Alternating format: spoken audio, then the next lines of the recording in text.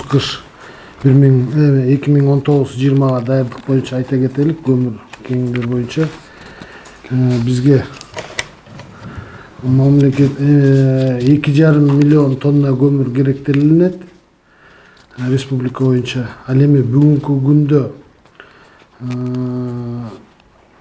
көмүрдүн өндүрүшү жөнүндө айта кетсек, түндүк регионунда 541.272 миң тонна өндүрүлдү.